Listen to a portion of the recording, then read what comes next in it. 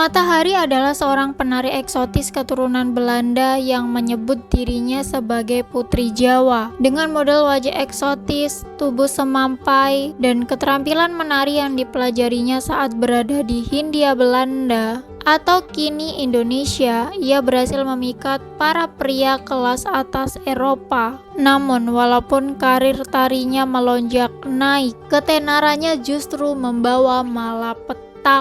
Tiap malam tertidur pulas meski tidak memikirkan si Arthur. Yuk kawan, mari kita bahas mata-mata berkedok gadis penghibur. Matahari bernama asli Margaret Gertruida Zelle. Ia ini adalah wanita keturunan Belanda yang lahir pada 7 Agustus 1876. Dia ini lahir dari keluarga yang kaya raya. Bapaknya ini adalah seorang investor perminyakan yang sukses banget. Dari 4 bersaudara nih Margaret ini paling dimanja oleh kedua orang tuanya karena dia ini merupakan anak perempuan satu-satunya. Nah, karena lahir dari keluarga kaya Margaret kecil ini menjadi pusat perhatian banyak orang. Ia ini sering tampil dengan gaun baru dan berwarna mencolok. Semacam kayak cewek-cewek kue gitu kalau zaman sekarang. Bahkan di usia 6 tahun Margaret ini pernah dibelikan kereta yang ditarik oleh kambing. Dimana di masa itu jarang orang bisa beli. Namun sayang kehidupan yang mewah tersebut harus kandas pada tahun 1889 di mana ayahnya ini mengalami kebangkrutan. Sejak kejadian itu keluarga Margaret ini jadi berantakan. Orang tuanya memutuskan untuk bercerai. Ditambah lagi setelah itu ibunya meninggal dunia. Dan 2 tahun kemudian ayahnya ini memutuskan untuk menikah lagi. Dengan kondisi keluarganya yang seperti itu semerawut itu pada tahun 1891 Margaret ini memutuskan tinggal bersama ayah baptisnya bernama Mr. Fisher, dan kemudian ia ini melanjutkan pendidikannya di perguruan tinggi. Nah, setelah lulus dari perguruan tinggi dia ini mendapat pekerjaan sebagai guru TK. Namun dia ini hanya berkarir sebentar. Dia ini memutuskan keluar dari sekolah karena kepala sekolahnya tuh genit banget. Pokoknya suka goda-goda gitu. Alhasil dia nggak betah dan risih, udah keluar. Dan beberapa tahun kemudian saat ia berusia 19 tahun Margaret ini diketahui menikah dengan seorang mayor Belanda bernama Rudolf McLeod yang usianya ini terpaut jauh banget, yaitu 20 tahun lebih tua dari Margaret. Suami Margaret ini merupakan angkatan militer Belanda yang bertugas di Indonesia atau waktu itu masih bernama Hindia Belanda. Pertemuan keduanya ini terjadi karena saat itu Rudolf ini menderita sakit. Nah, karena hal itulah akhirnya ia ini disarankan mengambil cuti dan libur ke Belanda. Nah, saat di Belanda ini atas saran temennya Rudolf ini diminta mencari istri lewat iklan di koran. Waktu itu mencari istri lewat iklan di koran ini udah biasa banget untuk orang-orang yang memang sedang merantau jauh. Nah, Margaret yang tertarik dengan iklan tersebut disitulah pertemuan mereka ini terjadi. Pasangan ini melangsungkan pernikahannya di Balai Kota Amsterdam pada 11 Juli 1895. Nah, pernikahan inilah yang membawa Margaret ini tinggal di Indonesia. Saat di Indonesia Margaret ini bersama suaminya tinggal di Pulau Jawa. Tepatnya di mana masih simpang siur ada yang mengatakan di Ambarawa, ada juga yang mengatakan di Malang. Pokoknya di Pulau Jawa gitu Nah, sejak tinggal di situ Margaret ini mulai terpesona akan Jawa. Ia ini mulai mengenakan cara berpakaian perempuan Jawa saat itu. Dan dia ini juga belajar bahasa lokal dan mempelajari tarian setempat. Selain di Jawa Margaret ini juga pernah tinggal di Sumatera. Karena emang tugas suaminya gitu pindah-pindah. Dan dari pernikahan tersebut ya, Margaret ini dikaruniai 2 anak, yaitu cowok dan cewek. Namun ya sayang banget di usia dini putra pertamanya ini meninggal dunia. Diduga ya putra mereka ini meninggal karena diracun oleh pengasuhnya. Nah, semenjak putranya meninggal ini ya, kehidupan rumah tangga Margaret ini mulai berantakan. Rudolf ini ya yang sebelumnya diketahui gemar selingkuh ya, mabuk-mabukan dan suka bertindak kasar kepada Margaret, ini semakin menjadi-jadi ketika putranya ini meninggal. Dan akhirnya ya setelah 11 tahun mencoba mempertahankan pernikahannya, mereka resmi bercerai pada tahun 1906 dan Margaret ini mendapat hak asuh anaknya.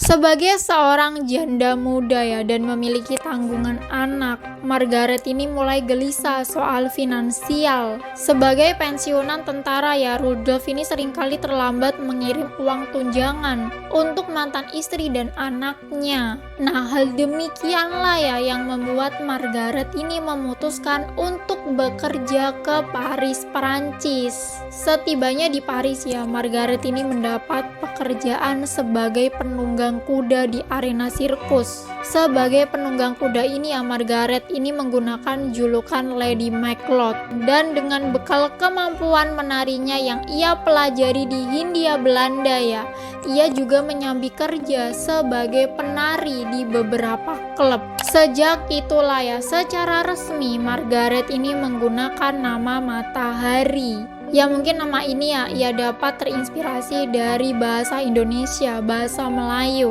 Matahari mungkin kayak bersinar terang gitu ya. Keahlian menari Matahari ya dan juga pesonanya ini ya ternyata membuatnya ini ya segera terkenal di Prancis, bahkan seluruh Eropa. Saat tampil ya, ia ini mengeklaim dirinya ini sebagai putri Jawa dan menyedot perhatian pengunjung dengan tubuh yang langsing dan tariannya yang mengundang. Dan ia ya juga mempelajari banyak jenis tarian. Nah, dengan daya tarik itu ya, Matahari ini menjelma jadi sosok yang terkenal banget. Dia ini ya punya hubungan dengan pejabat militer, politisi, dan orang-orang berpengaruh. Bahkan dia ini jadi simpanan. Dengan popularitasnya yang melejit ya di kalangan elit, membuat Matahari ini dikenal sebagai penari eksotis papan atas. Ada pepatah pernah bilang, artis dadakan biasanya lebih cepat untuk tenggelam. Pepatah ini ya pas banget ditujukan pada Mbak Matahari. Kepopulerannya yang begitu melejit itu ya justru tidak berlangsung lama. Dalam beberapa tahun ya, pamornya sebagai penari ini mulai memudar. Waktu itu ya mulai banyak bermunculan penari muda lain yang menggantikannya. Dan selain itu ya mulai muncul kritikan terhadap dirinya yang dianggap ya hanya dibanding kemampuan menarinya. Dan akhirnya ya pada 1916 ya beriringan terjadinya Perang Dunia Pertama. Saat usianya ini mulai mendekati 40 tahun ya, Matahari yang ekonominya sedang memburuk. Pada saat yang sama datang tawaran dari pihak intelijen Prancis untuk menjadi mata-mata dan ingin Matahari ini mencari informasi dari perwira Jerman. Matahari yang merasa punya koneksi yang banyak itu ya, Matahari pun langsung menerima tawaran itu dan mulai kembali mendekati para perwira Jerman yang dikenalnya. Namun ya sayang banget belum sampai berhasil mendapat informasi yang diharapkan ya. Matahari ini justru ditangkap pihak Prancis dan dituduh telah menjadi agen ganda. Para sejarawan meyakini ya setelah memberikan informasi kepada Jerman, perwira yang ditemuinya ini mengirim pesan rahasia yang menyatakan Matahari adalah kontak mata-mata Jerman. Pesan tersebut ya didengar oleh pihak Prancis yang kemudian menyimpulkan jika Matahari ini telah bekerja pada kedua pihak, yaitu dia bekerja kepada Prancis dan juga kepada Jerman. Nah, dengan asumsi tersebut ya, akhirnya pada 13 Februari 1917 ya, Matahari ini ditangkap di Paris dan dipenjara. Selama penyelidikan ya, Matahari ini membantah berkali-kali bahwa ia ini tidak mengkhianati Prancis dan bekerja untuk Jerman. Namun ya, karena pengakuannya yang menyatakan dirinya ini pernah menerima bayaran dari seorang diplomat Jerman, pengadilan ini memutuskan Matahari ini bersalah dan menjatuhkan hukuman metong. Ya, walaupun asumsi tersebut ya juga dibantah oleh Matahari ya, bahwa bayaran tersebut itu diberikan atas jasa pelayanan bukan karena sebagai mata-mata. Namun ya, pihak pengadilan ini tidak menanggapi pernyataan Matahari tersebut. Dan akhirnya ya, pada 15 Oktober 1917 Matahari ini dieksekusi di Paris.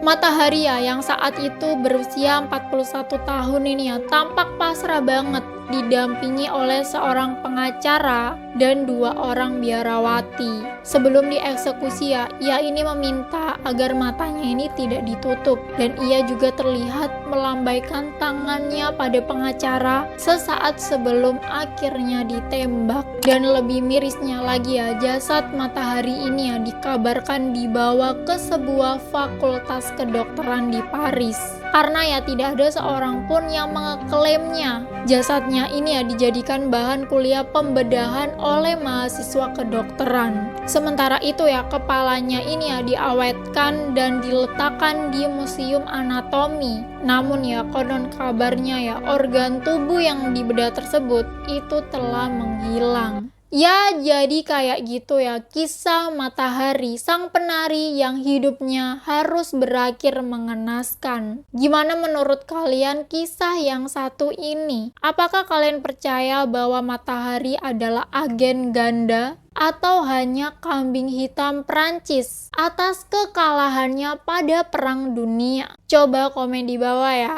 Ya, jadi kayak gitu ya video kali ini. Kalau ada sumur di ladang, boleh kita menumpang mandi. Kalau ada umurku panjang, boleh kita bertemu lagi. Dadah!